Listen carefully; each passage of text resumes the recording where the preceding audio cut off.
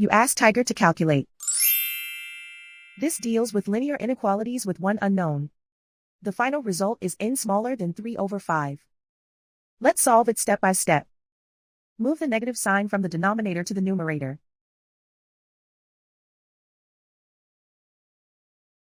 Isolate the n.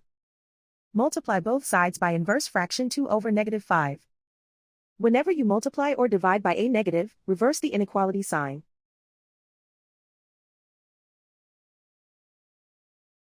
Move the negative sign from the denominator to the numerator.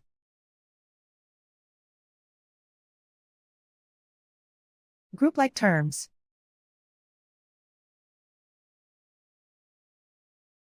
Multiply the coefficients.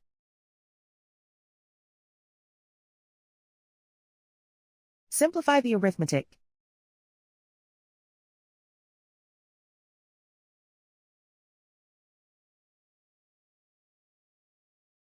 Move the negative sign from the denominator to the numerator.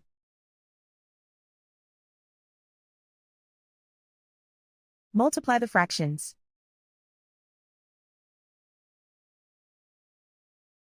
Simplify the arithmetic.